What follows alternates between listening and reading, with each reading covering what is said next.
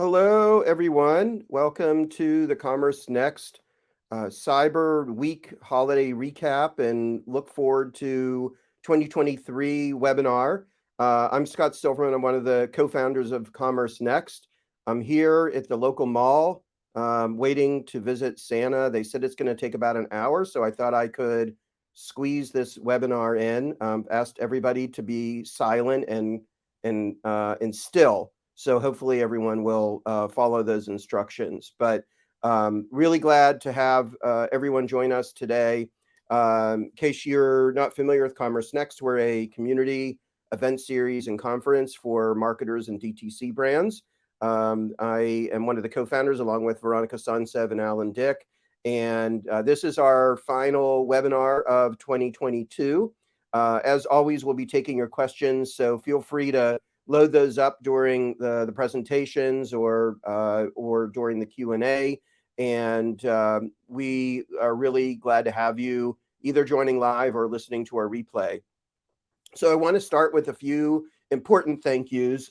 First, thank you so much to commercetools for sponsoring today's webinar. We couldn't bring these webinars and all the information that comes along them to our community without the support of our sponsors. I believe this is the third webinar that CommerceNext has sponsored this year, so we're really appreciative of their support. And it's been a real pleasure working with Kelly and the rest of the CommerceTools team and their partner Avensia on the webinar. And I know everyone is pretty eager to hear what's going on with some of these important topics. So also I want to give a big thank you to our speakers today. Jason Retail Geek Goldberg, who's Chief Commerce Strategy Officer at Publicis. Samir Desai, he's EVP, Chief Digital and Technology Officer at Abercrombie and Fitch. Stefani O'Sullivan, she's VP at Savage X Fenty by Rihanna. Kelly Goetsch, who's Chief Strategy Officer at CommerceTools. And Johan Liljeros, who's Partner GM, Senior Commerce Advisor at Avensia. So we know how busy everyone is, especially this time of year, and really appreciate you making the time to share your insights. And as a thank you, you'll all be getting a nice gift from our gifting partner, Gift Now.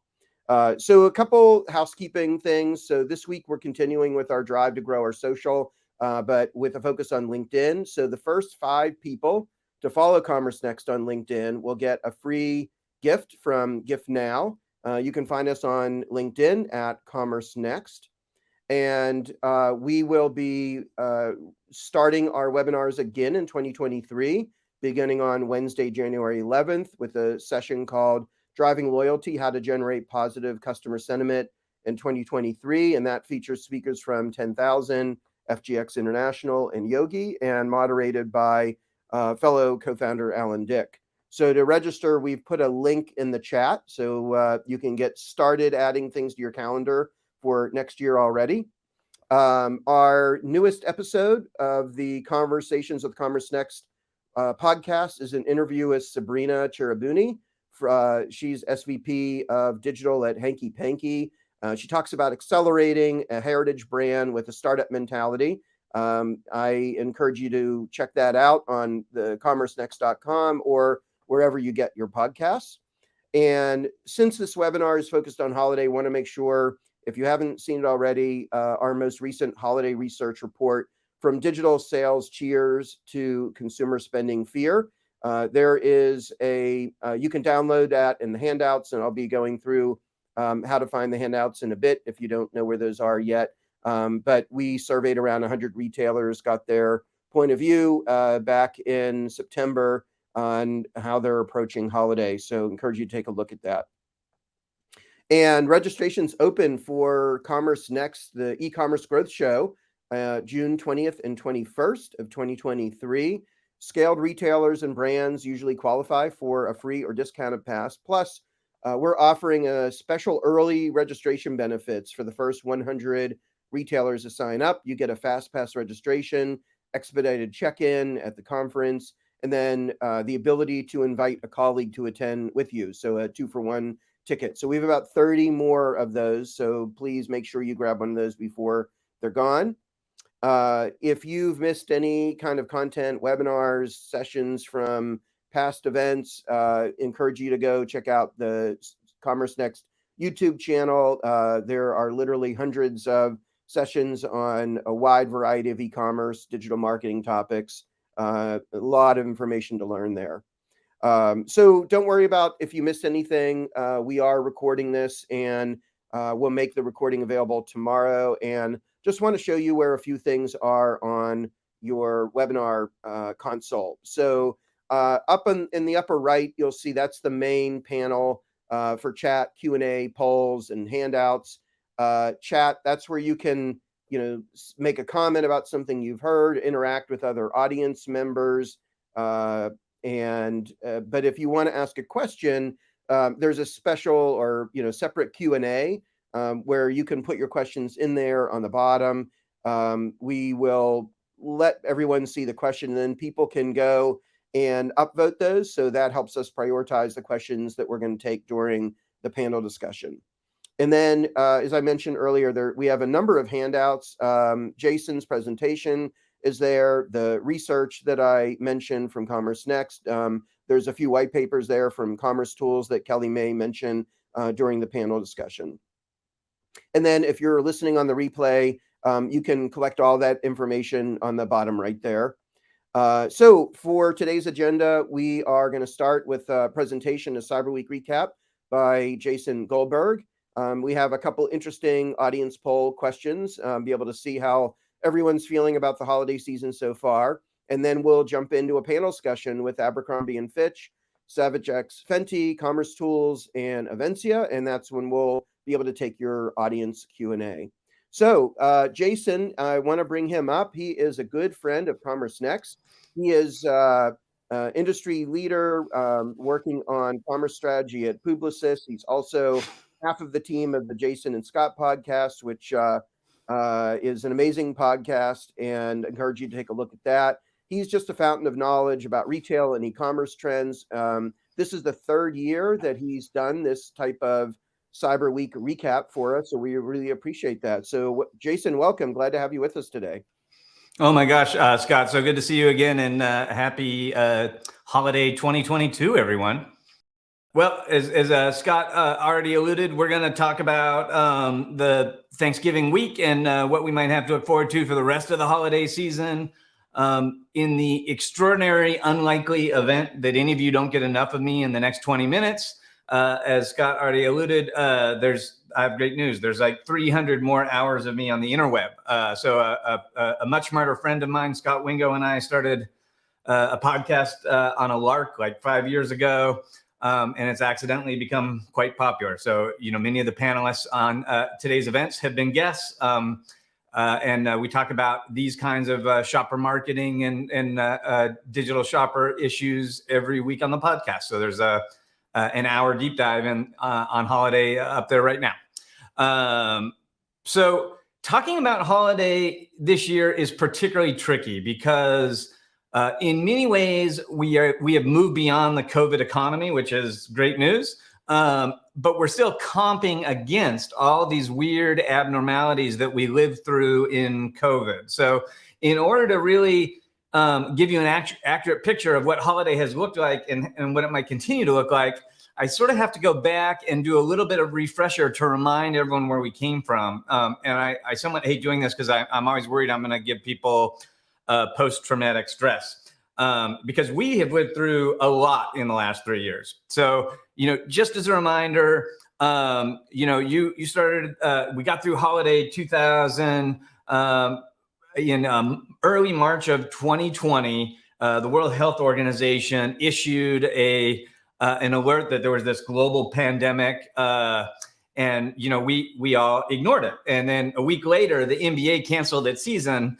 And we did what great retailers always do in the midst of a crisis. We panicked, right? So in March of that year, you'll recall, we shut everything down. We had one of the most precipitous dips in the history of retail. And we're all talking what is the shape of this going to be? Is it going to be a V that we recover from super quickly? Is it going to be a U that takes a long time to recover? Is it going to be a W with bounces? We all had these theories.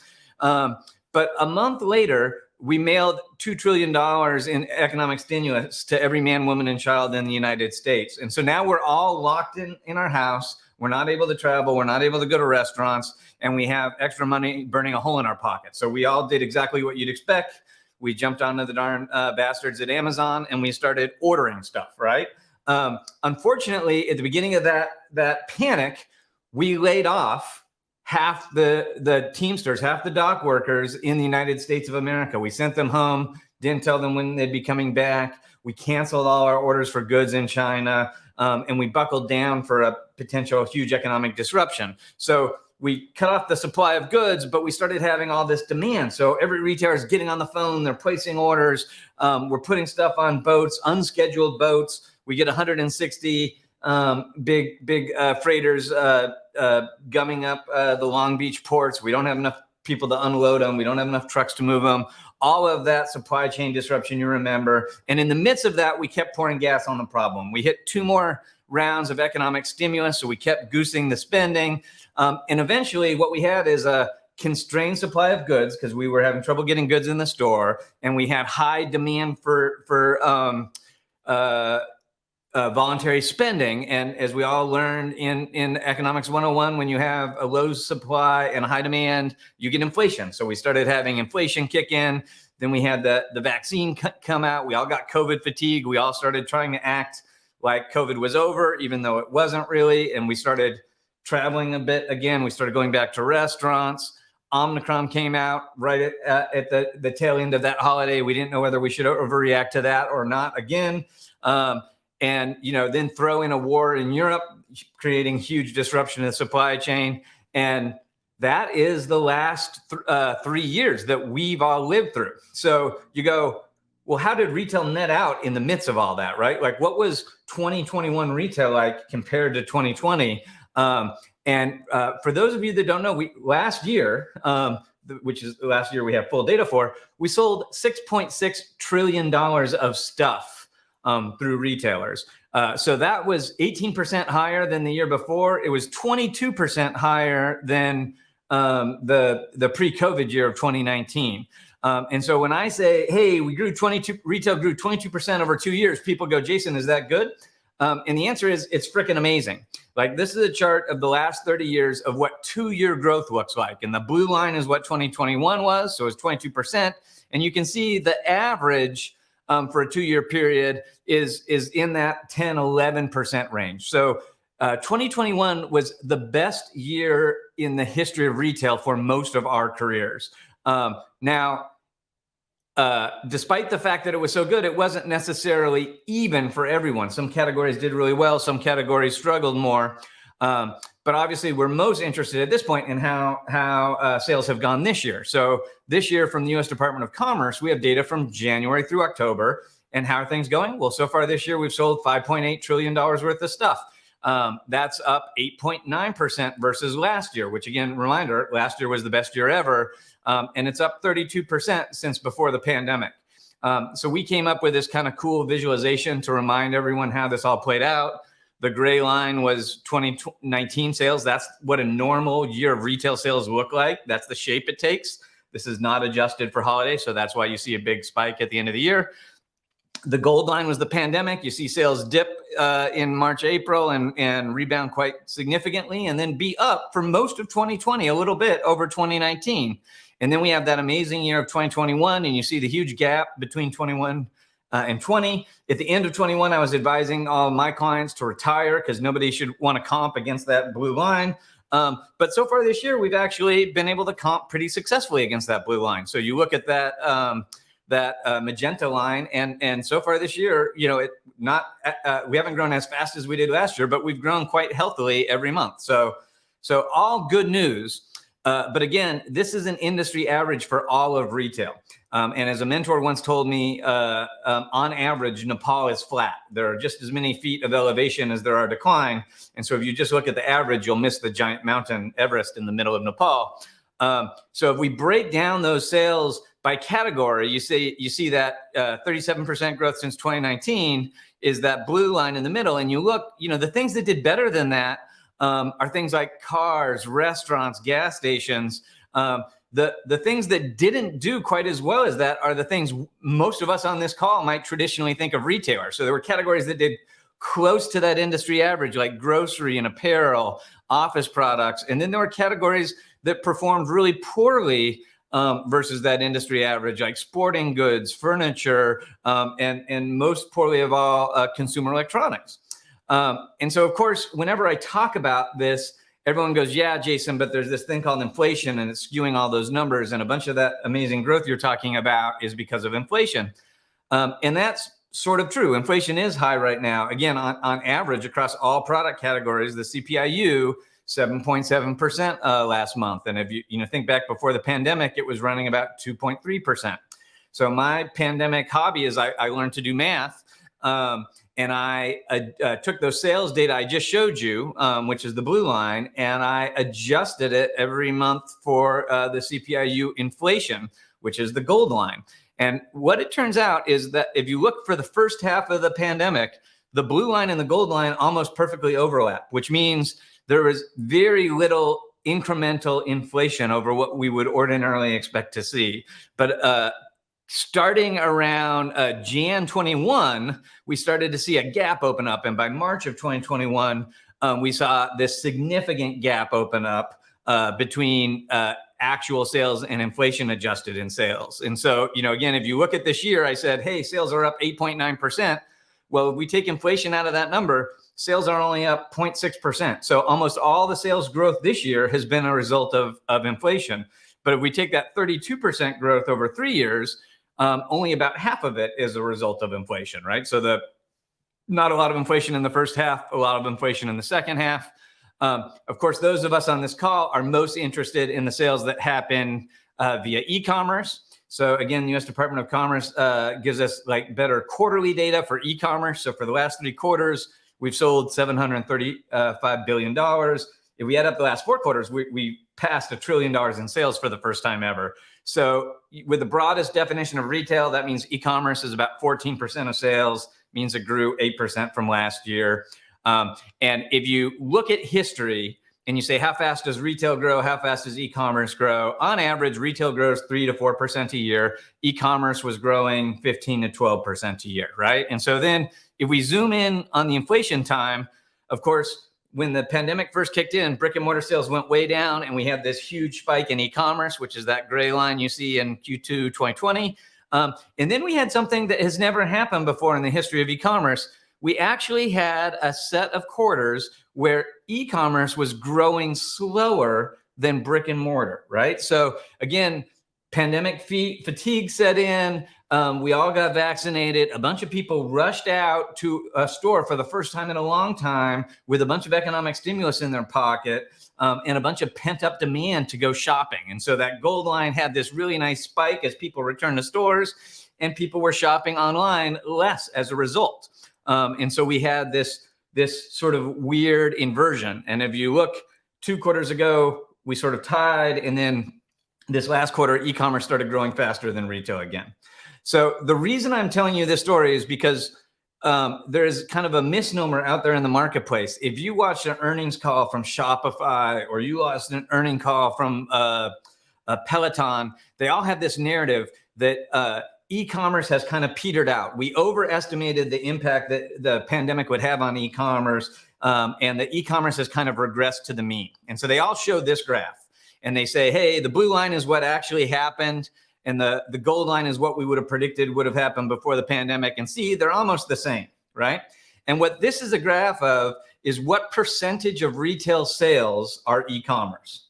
So it's not e-commerce growth, it's e-commerce over retail. And if you remember from my previous graph, we had these 3 quarters where we had very atypically high retail growth, right? And so a lot of the reason that this graph looks so wonky is not because e-commerce slowed down.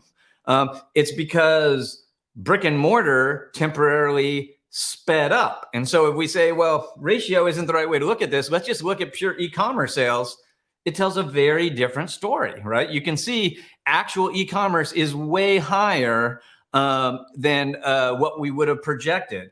And if we look at this on a pre-pandemic basis, E-commerce is up 87% from 2019 year to date. I mentioned we've sold over $1 trillion. There's $561 billion of incremental e-commerce that we would not have forecasted since Q1 2020. So e-commerce got dramatically accelerated by the pandemic.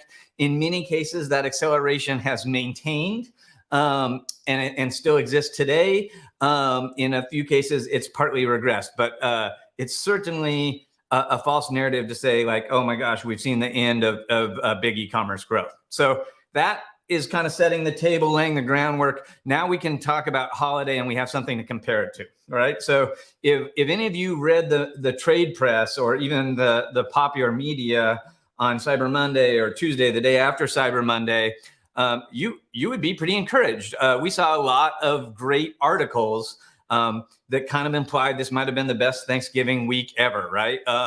So how do we compare what the best week ever is?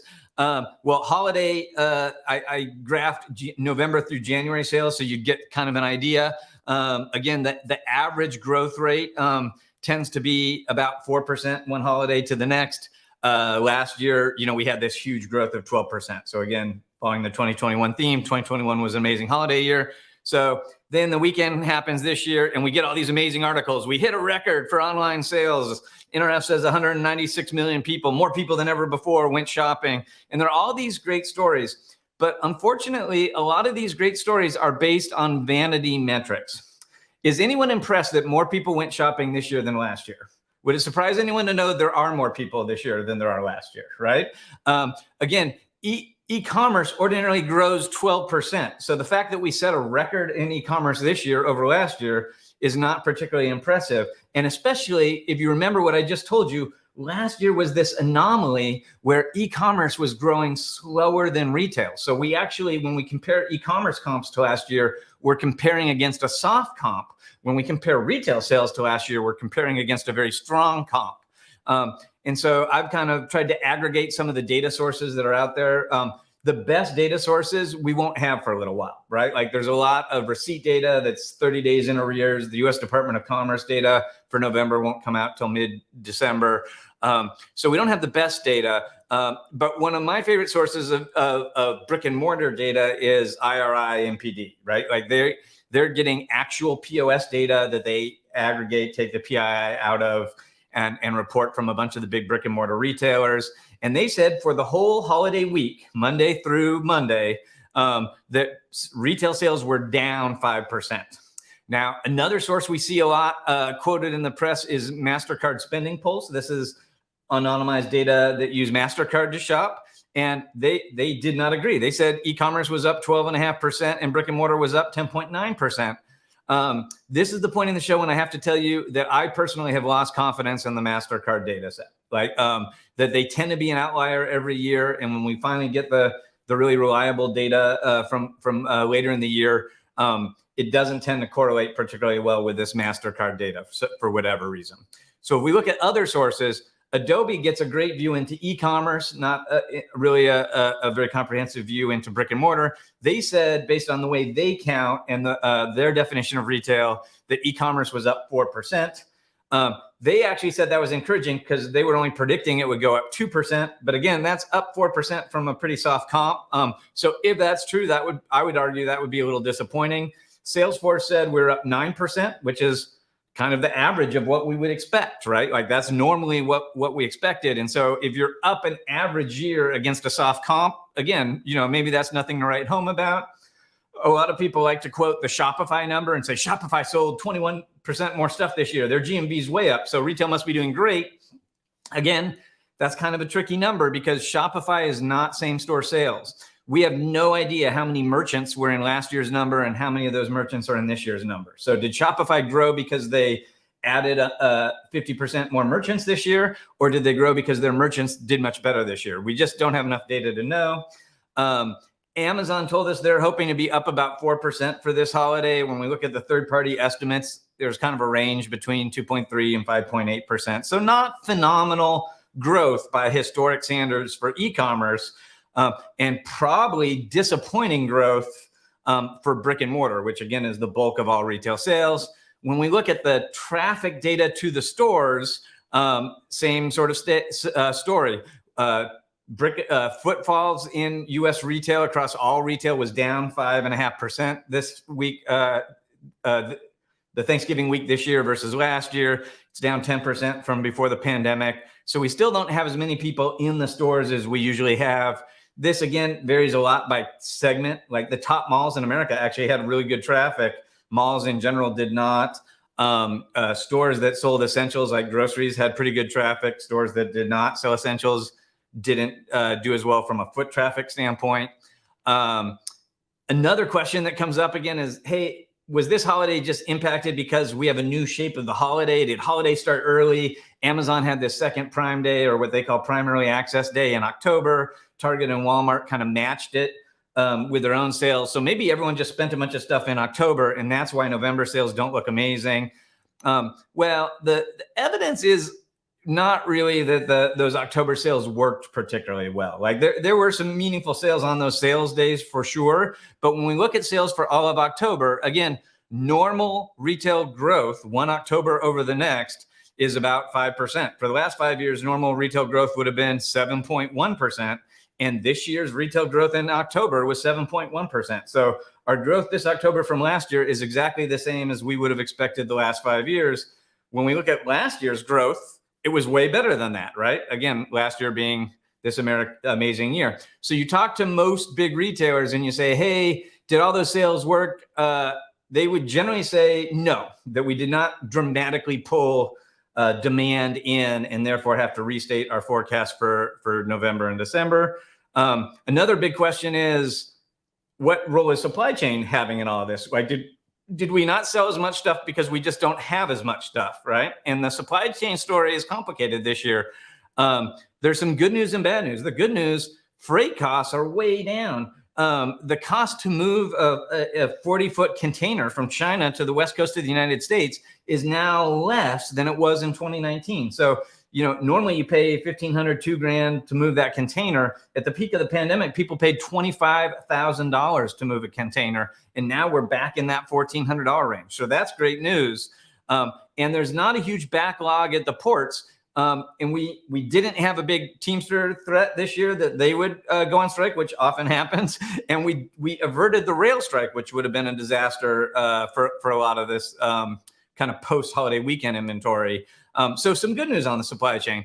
The bad news is most retailers in America have too much of the wrong stuff in stock. So not only do they have all the stuff they were hoping to get for this holiday, but they just got all the stuff they were hoping to get for this summer and maybe even last holiday. So the CEO of Walmart, John Furner, recently talked about how he unloaded this holiday's containers and last holiday's containers together to get ready for this holiday. Several of the big retailers, including Walmart and Target, have talked about how they have over $1 billion in inventory they wish they didn't have, and that often it's that summer inventory that isn't going to sell as well in Christmas. So we don't have a perfect alignment on inventory. We have a glut of stuff. It's not the stuff that's in high demand. We do not have enough trucks to move it around. We do not have enough people to move it around. FedEx and UPS do not have enough people to deliver it all the last week before Christmas. And China is still really scary. The zero COVID policy means a couple of people get sick in a dock and they close a major shipping center for a significant period of time. So there still is the potential for more disruptions in the supply chain. But what we mostly have here is a high amount of discretionary items that are not in as much demand as they used to be. We'll talk about that in one more second. And at the same time, what's happening with the consumer? Well, you turn on any of the news programs and they're all beating this recession drum. We do a poll of economists that work with retailers, and 2/3 of them are predicting a recession for next year. We have some luminaries like Jeff Bezos, Bill Gates, Ryan Cohen, like all of these folks that run some big retail stores are talking about how they're starting to see signs that there likely will be some flavor of recession in 2023. Jamie Dimon is, of course, leading the trail on that. And when you talk to consumers, they are telling us that they're economically distressed. 36% of consumers that make under $100,000 a year are living paycheck to paycheck. A bunch of consumers have been telling us that they're cutting back on discretionary spending as they're being forced to spend more on needs. Now, here's what's interesting about that. They aren't.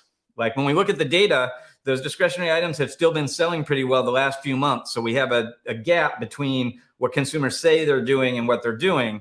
But the fear is that the middle of this holiday period is when the consumers are going to start actually doing what they say they do. And that could be a real problem for the second half of holiday.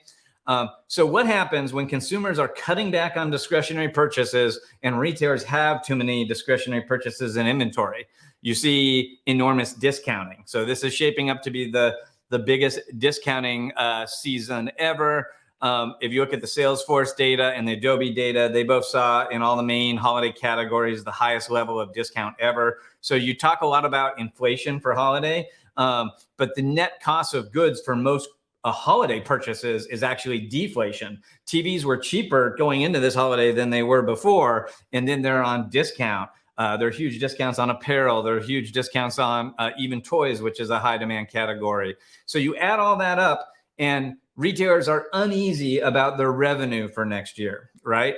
Maybe they'll kind of comp on an average year on the top line because of inflation, because consumers will continue spending on discretionary items, even though they say they won't.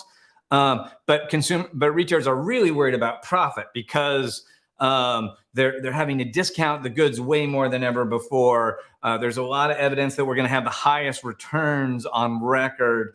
If there is actual stagflation next January, when all these goods are in consumers' pockets, a lot of these goods will come back. We're seeing the highest level of shrink we've ever seen in retail. Like it used to be that shrink was predominantly an employee problem. Now it's an organized theft problem. There are not enough policemen to partner with retailers to protect against this. And a bunch of huge retailers like Target and Walmart are now threatening to close a bunch of stores because they can't operate them profitably. And so you wrap all that up, and I've got to be honest, it is not a super optimistic holiday picture. We may well end up with an average holiday year on revenue, but we're almost certain to have a pretty tough year on profit and earned income. And there's a lot of signs that whether we have a good holiday or not, that we're all going to have to button down the hatches and be prepared for less than stellar 2023. So as Warren Buffett famously said, it's only when the tide goes out that you can find out who's not wearing a bathing suit. These kind of economically challenging times are when the best retailers really differentiate themselves and win incremental market share and do well. And these are the times when the retailers that maybe aren't so great operationally really lose ground. So, on the whole, I think that's the kind of holiday in 2023 we can expect. I wish I had a happier story, but we're for sure going to see some exciting new retail concepts and some new winners emerge as a result of all this economic stress. So that is my shtick, guys. I hope that was helpful. All right. Well, thank you so much, Jason, for that fact-based, realistic view of what's going on. We are going to kind of check with the audience and see what they think, how things are going for them. So I want to launch a few polls. So we're going to start with the first one, which is focused on just how things are going compared to plan. So the question is, how are holiday sales compared to plan so far? Far ahead of plan, slightly ahead of plan, at plan, slightly behind plan, or far behind plan? The most popular answer at 31% was slightly behind plan. Actually equal was slightly ahead of plan. So, that was 31% as well. About 20% were at plan. And then we had a few on either extreme. 6% were far ahead of plan, and about 12% were far behind plan. So why don't we launch the next poll? And this is, how are profit margins for holiday sales so far? Much better than last year, slightly better than last year, the same as last year, slightly worse than last year, or much worse than last year. There's a tie, same as last year is 32%, Slightly worse than last year is also 32%. On the better side is kind of slightly or much better is about 23%. And then much worse is 14%. So definitely some pressure on profit margins this year. So we have one final slide here. So why don't we get to that? And this is what are the biggest challenges that you're facing this holiday season so far? And you can select all that apply. They range from customer demand is too low, operational challenges like shipping, fulfillment, customer service, inventory availability, too much discounting is required to be competitive, digital advertising, ROI is less than expected, load times or technical issues are slower than expected, or something else which you could put in the chat. The number one is too much discounting at 33%. So a third of you said there's too much discounting to be competitive. Number two was customer demand is too low. That's at 21%. And second after that was digital advertising ROI is less than expected. So I'm guessing that's what a lot of you were expecting the answers to be. But thank you all for providing a little bit of insight into how you're all doing this holiday season. But let's bring up our panel and dig into some of these topics.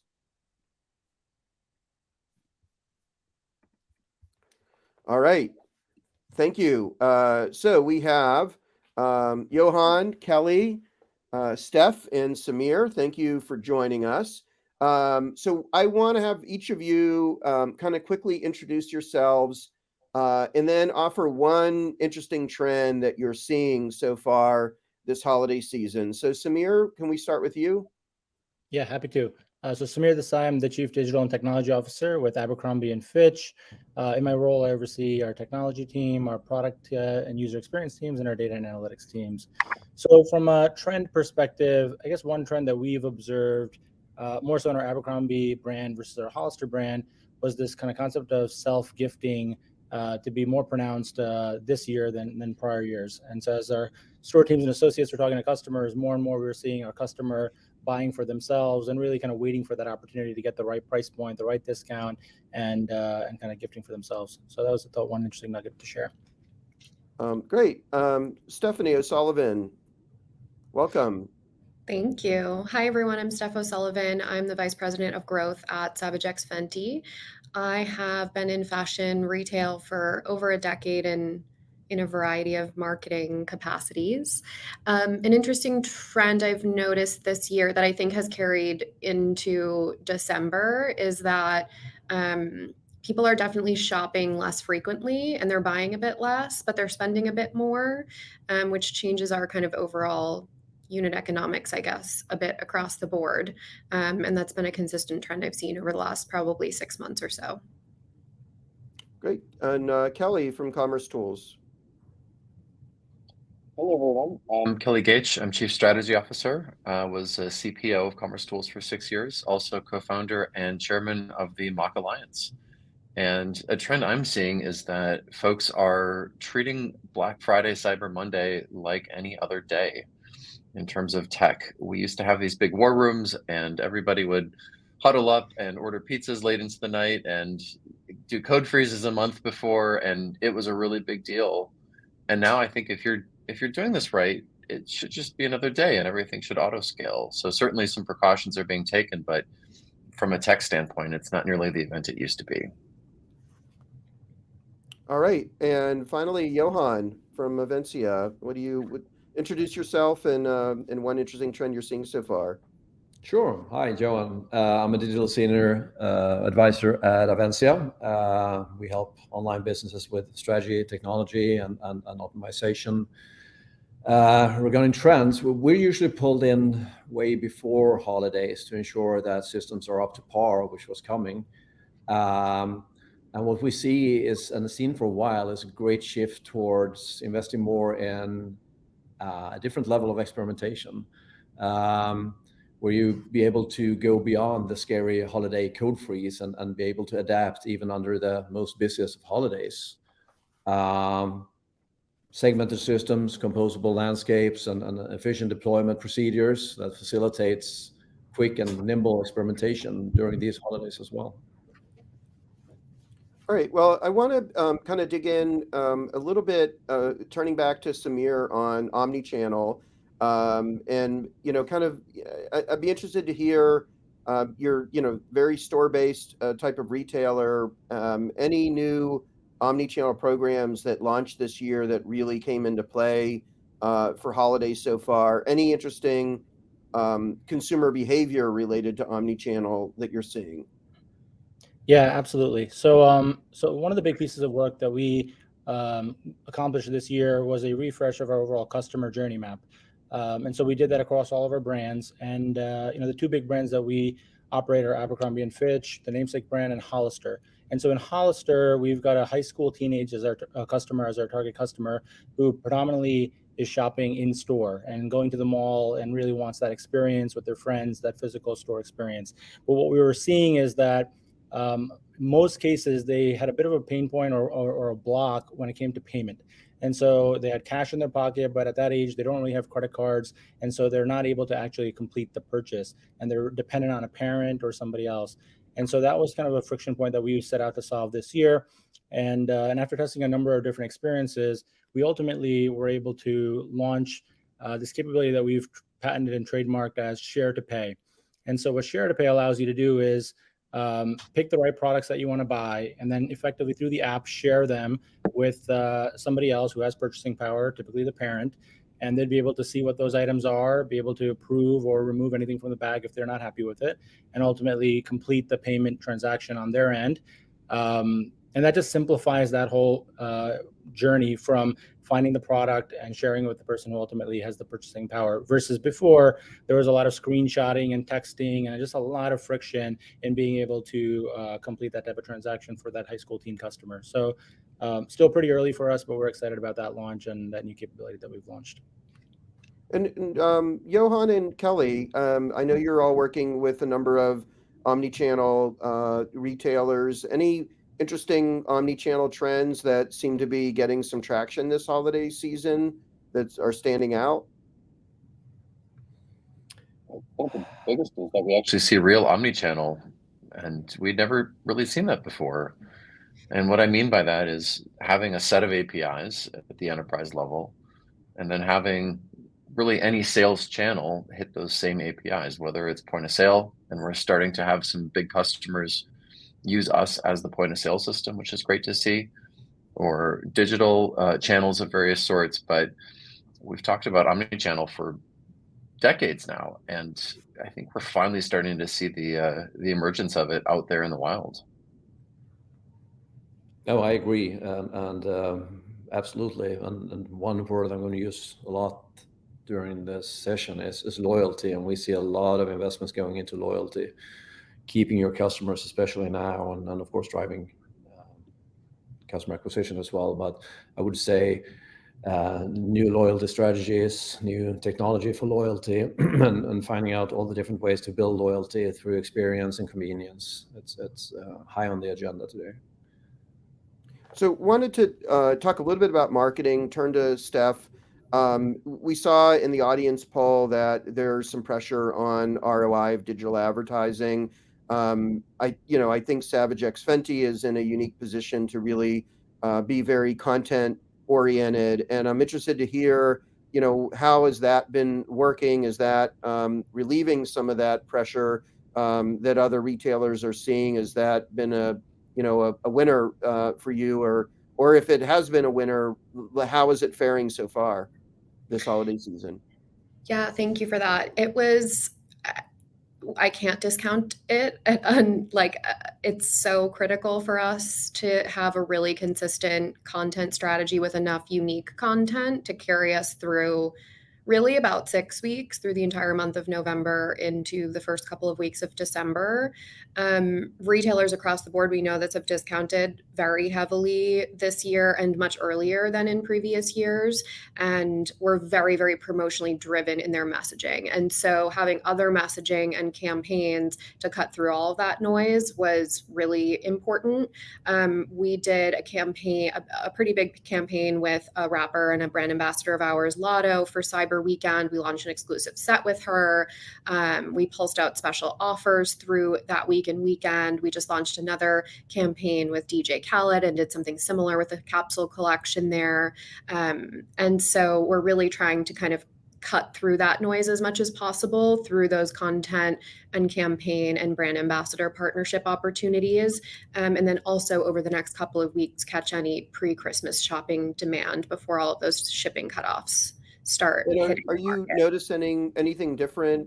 I mean, obviously, like TikTok is much bigger, now than it was last holiday season. Is that where you're finding most of the content's being consumed? Are there any interesting trends in where the content is kind of making the biggest impact? I think our CRM channels, actually, SMS, web push, email, were super critical this season. Obviously, really efficient. Those are owned channels of ours.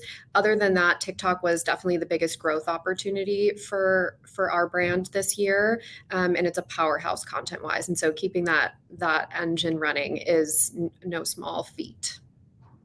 All right, so I think it's hard to talk about this holiday season without addressing inflation and the impact that's having on all of your operations and the way consumers are interacting with you. Samir, I'd be interested to hear, what are you experiencing from inflation? How has it changed the way that you're interacting with customers, and what interesting different customer behavior are you seeing? You mentioned the self-gifting, which I thought was pretty interesting. I don't know if it's a factor in that at all. Yeah, absolutely. So I think it's really a tale of two stories between our two brands. And so, as I said, with our Hollister brand, we've got that younger teenage customer. The impact of inflation is felt, I think, in a bigger way for that customer. They've got less spending power, and so we're seeing some impact on our Hollister business through as a result of inflation. Conversely, though, in our Abercrombie brand, which is targeting more of that 25 to 30-year-old millennial customer, that customer is spending a lot of time going out to events, parties, holiday parties, and that experience pull is forcing them or pushing them to come to us to outfit them for those events and outings. And so in our Abercrombie adults business, while there is inflation and there's all those things, it's not being felt as much, and that business is responding in a much bigger and better way. And I think that's pretty consistent with across the kind of retail landscape, where people are prioritizing experiences over product, but ultimately in the apparel business, when you're going out for those evenings, you want to dress up, and that's helping us from a business perspective. And any other comments on inflation? For us, it's really, we're controlling what we can control. And so, I think there's the macro factors are out of our control. And so we're really focused on our product quality, the in-store and online experience, and optimizing that. And just reminding ourselves not to use inflation as a crutch or as an excuse of why there might be pressure in the business. I think we got to stay really focused on making sure that everything that's in our control, we're doing the best at. And that's something that we remind our teams pretty regularly as well, because it can become easy to use it as a crutch to explain away certain results in the business. And Steph, so going back to the marketing question, Chris Costa asked, because you talked about the content helping to break through some of the discounting noise, and they're interested to hear you, share, was that as effective as you wanted it to be? Did it move the needle for you? I think some of it's still in market, but we overachieved our cyber plan. So it did exactly what we needed it to for that time period. And I think that we leaned really heavily into a very nuanced promotional structure. We were really surgical about our approach there and really leaned on that content piece and messaging piece to kind of cut through. And I think it did work. it shows in our performance at the end of the month. All right, well, we have about 10 minutes left. I want to make sure we're also looking ahead to 2023, especially around the customer experiences that are going to be built.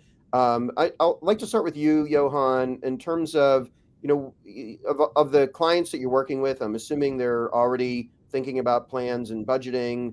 What do you expect to see in 2023? What are some of the highlights of what's on roadmaps for the year, and what are retailers, what do they want to accomplish? I mean, there are different strategies depending on how they're doing during inflation, of course, and where they put their investments. There are retailers that really need to invest just to survive, and there are B2B and B2C online companies that see a great opportunity here, and they want to invest to take more and more market shares. But in general, I would see loyalty again. There goes a lot of investments into loyalty, to build loyalty, and not only the membership loyalty and the point-based loyalty, but also the loyalty that you build by a really good experience. And that also goes into optimizing a lot of the systems that you already have. Like, we get called in to help our clients optimize their personalization and recommendations. They have systems, but they're using or utilizing 50% of them, or not have the time to optimize them perfectly. What else? We get some ask about adding additional channels like live video shopping that kind of took off really good during COVID and still increasing, actually. So that's kind of interesting. So we'll say that's on a high level. And Kelly, anything you wanted to add to that, of what you're seeing across all of the different companies you're working with? I'll speak from a vendor standpoint. We're continuing to champion, and we're seeing that commerce software is being commoditized. And that's our big thing. Like, we've had shopping carts for 30 years. We used to have these specialized platforms, and I think that era is done with. And now what we see is folks like us in the mock space. We're not that different from a load balancer or any infrastructure that's been commoditized. So we're going to continue to see commoditization there and further adoption of mock. Interesting. Samir, I know in the prep call you mentioned returns, so I'm interested to hear kind of where you see that playing, why that rises to the importance that you view it as, or anything else that you're looking at for 2023. Yeah, that's definitely a big focus area for us in 23. I mean, it's not new, but we are seeing it continue to kind of grow and amplify in certain product categories like dresses, like shoes, even in jeans. So, I think what we're going to be focused on with our teams is how do we build more confidence in getting to the right size and fit from a product perspective up front in that purchase journey, so that customers are making sure they're getting the right product, the right size, at the purchase, and there are less returns to be had. So on the front end of that journey, we're going to make improvements. And then, when returns do need to happen, the beauty of A&F is that we are an omnichannel retailer. We have 750 plus stores. And so that makes the return process a little bit easier than if you were a D2C retailer only. And so building that kind of experience between purchasing online and then going into the store to return, how do we remove more friction from that? And then how do we convert that return shopping experience into a repurchase or an exchange experience in store? So those are some of the things that we're going to be focused on from that perspective. And Steph, what are you seeing at Savage and Savage and X Fenty for next year? What's the emphasis on the user experience, or what are some of the things that you want to emphasize in the roadmap? Yeah, I think to kind of double down on what Samir said earlier around controlling the controllable, that's really been our mantra the back half of this year, and it will be through next year. I think that there's so much out of our control in the macro environment. And so doubling down on our product, on our promotioning strategy, on our UX, on our site, on what we design into product category expansion, live shopping, and other kinds of like manufactured marketing activities to, again, cut through that noise, is really going to be the focus. And so it's almost kind of like a back to the basics, and let's do everything that we can really, really, really well, as perfect as we can, knowing stuff around here we just can't control. But once we get them, once they're on our site, once they're in our store, we want to be as prepared for that customer as possible to make it a really great frictionless experience and give them exactly what they want. All right, so we have 4 minutes. I want to wrap up, maybe have a little bit of fun or controversy. So at the beginning of this year, metaverse was like, all anybody could talk about. Every, board member, CEO was going to all of you saying, what's our metaverse strategy? I guess my opinion is it didn't quite, play out the way is important as it was a media story. But and you can disagree with the nature of the question, and that's totally if you like. But my question is, so what's going to be the big trend that gets all the press attention at the beginning of 23 and ends up not being meeting expectations? So Samir, you want to start? Yeah, I mean, I guess I want to just kind of respond to the metaverse comment. So I do think that we're in the very, very early innings of what that is going to be and can be in the future. Nobody really knows, but it feels to me it's not a fad or hype. There might have been a bit of a peak this past year. And I think a lot of retailers and businesses in general are trying to figure out how to, monetize or what's the business value of the metaverse. But as a parent of 2 young kids, I see it firsthand that this is a platform that is consuming a lot of time.